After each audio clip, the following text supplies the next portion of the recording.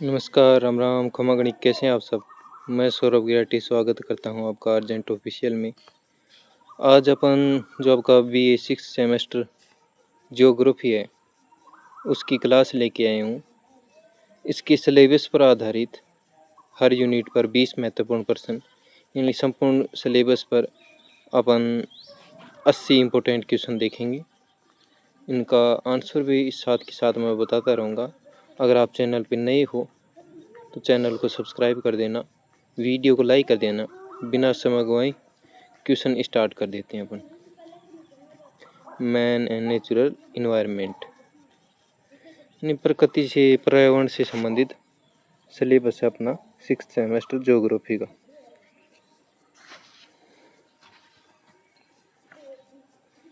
अपना first question है प्यारे साथियों, पर्यावरण क्या है।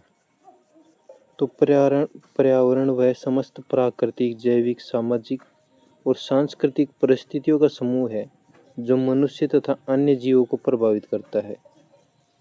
इन प्राकृतिक, जैविक, सामाजिक, सांस्कृतिक परिस्थितियों का समूह है जो मनुष्य और अन्य जीवों को प्रभावित करता है।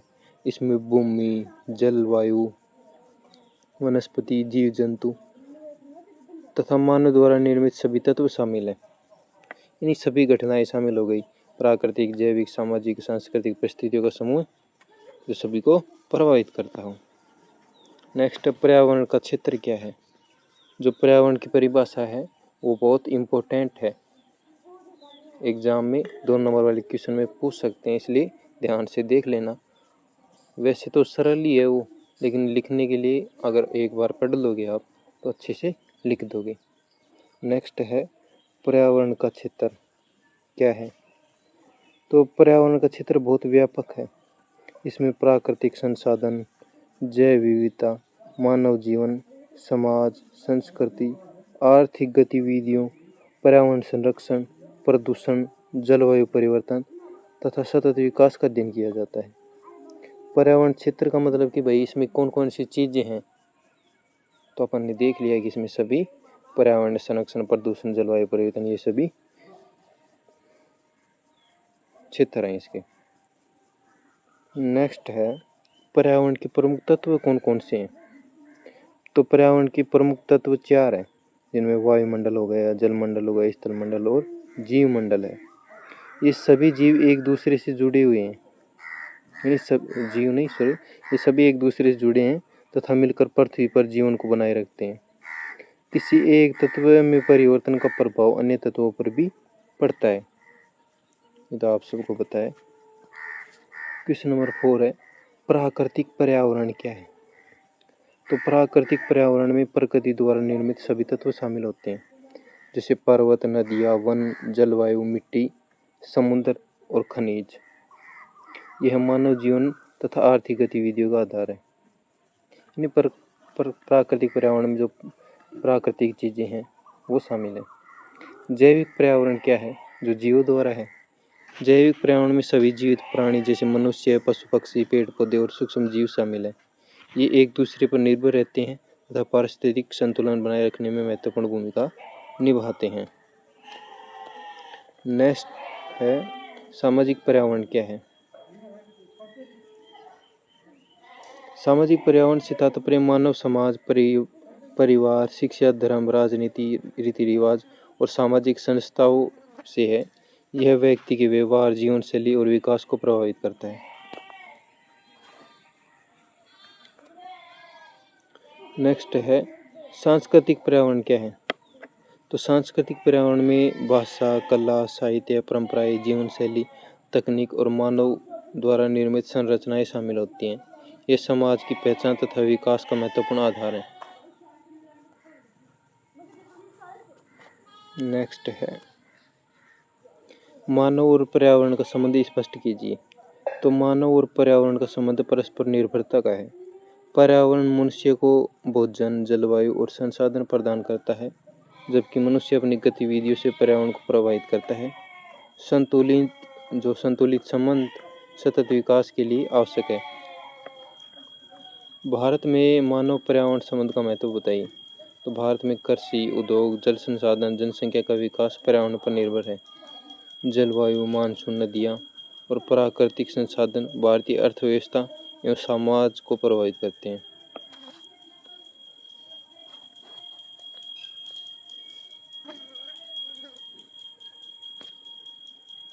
नेक्स्ट है पर्यावरण नीतिवाद क्या है। तो पर्यावरण नीतिवाद के अनुसार मानव जीवन, संस्कृति और विकास मुख्यतः प्राकृतिक पर्यावरण द्वारा निर्धारित होते हैं। इस विचारधारा में प्रकृति को सबसे शक्तिशाली माना जाता है और मानव की भूमिका सीमित मानी जाती है। यानी पर्यावरण ही बड़ा है, मनुष्य कुछ नहीं है। जबकि पर्यावरण नीतिवाद के प्रमुख समर्थक कौन है। तो पर्यावरण नीतिवाद के प्रमुख समर्थक में Friedrich Ratzel, Ellen Churchill, Semple और हंटिंगटन प्रमुख हैं। इनका मानना था कि जलवायु, स्थलाकृतिक और प्राकृतिक परिस्थितियां मानव सभ्यता के विकास को नियंत्रित करती हैं। यानी पर्यावरण ही मनुष्य को नियंत्रित करता है। नेक्स्ट है संभववाद। भाई पास में जो भेड़ बकरी रखते हैं उनकी आवाज़ आ रही है।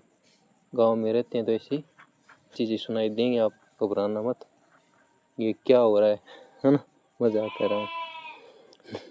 अब उनको पता चल गया तो वो ज़्यादा आपको सुनाने का प्रयास करेंगे। आप इन सबको इग्नोर करना। नेक्स्ट है संभववाद क्या है। संभववाद के अनुसार प्रकृति केवल अवसर प्रदान करती है, जबकि मनुष्य अपनी बुद्धि, विज्ञान और तकनीक के आधार पर विज्ञान का मार्ग स्वयं चुनता है।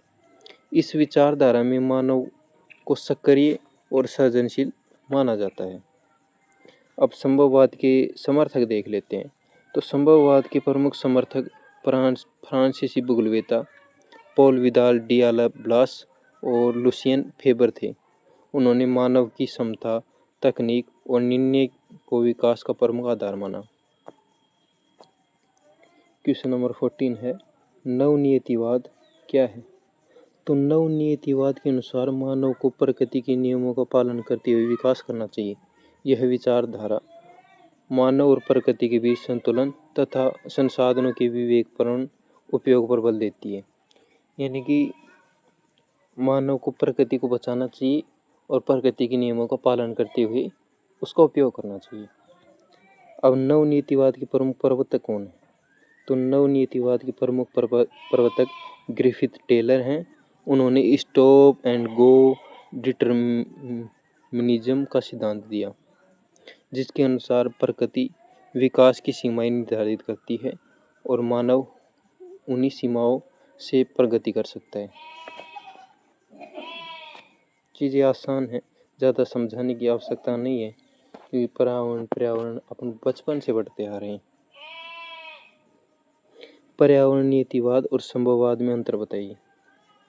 तो पर्यावरण नीतिवाद प्रकृति को सर्वोच्च मानता है, जबकि संभववाद मानव की बुद्धि और तकनीक को महत्व देता है।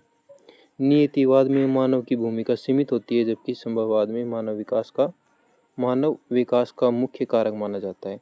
यानी पर्यावरण नीतिवाद में भाई पर्यावरण श्रेष्ठ है, पर्यावरण के नियमों का पालन कर मनुष्य अपने आप को संपन्न बना सकता है। जबकि संभववाद में जो मनुष्य है वो क्रियाशील प्राणी है, प्रकृति को अपने अनुसार इस्तेमाल करता है। नेक्स्ट है संभववाद और नवनीतिवाद के में अंतर बताना है अपन को। तो संभववाद मानव को लगभग पूर्ण स्वतंत्रता देता है, जबकि नवनीतिवाद मानव की स्वतंत्रता को प्रकृति की सीमाओं के भीतर स्वीकार करता है। यानी प्रकृति के साथ खिलवाड़ नहीं कर सकता। नवनीतिवाद संतुलित और सतत विकास पर बल देता है। भारत में नवनीतिवाद की प्रासंगिकता बताइए।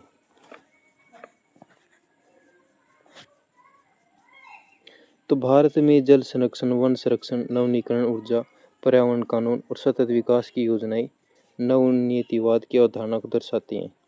इसका उद्देश्य विकास और पर्यावरण संरक्षण में संतुलन बनाए रखना है। नेक्स्ट है सतत विकास क्या है। तो सतत विकास वह विकास है जिसमें पीढ़ी की आवश्यकताओं की पूर्ति करते हुए भविष्य की पीढ़ियों के संसाधनों से समझौता नहीं किया जाए। यानी कि भविष्य में जो आने वाली पीढ़ियां हैं उनके लिए भी संसाधनों का संरक्षण किया जाए। इसमें पर्यावरण संरक्षण और संसाधनों का संतुलित उपयोग आवश्यक है। नेक्स्ट 20 नंबर क्वेश्चन है, परीक्षा की दृष्टि से यूनिट 1 का सबसे महत्वपूर्ण प्रश्न कौन सा है। तो सबसे महत्वपूर्ण प्रश्न है पर्यावरणीयतिवाद, संभववाद, नवनियतिवाद की तुलना करें। इस प्रश्न में तीनों सिद्धांतों की परिभाषा, समर्थक, विशेषताएं, अंतर, भारत के संदर्भ में महत्व लिखने पर अच्छे अंक प्राप्त हो सकते हैं। इन्हें इसलिए अगर ये क्वेश्चन कंप्लीट कर लेते हैं आप, तो जो छोटे क्वेश्चन है वो भी कंप्लीट हो जाएंगे और जो बड़े क्वेश्चन है वो भी कंप्लीट हो जाएंगे। यानी कि एक तरह से सारांश आ गया है इस क्वेश्चन में। ऐसे करके जो आपकी यूनिट 1 है उसको अपन ने छोटी सी वीडियो में कंप्लीट कर लिया।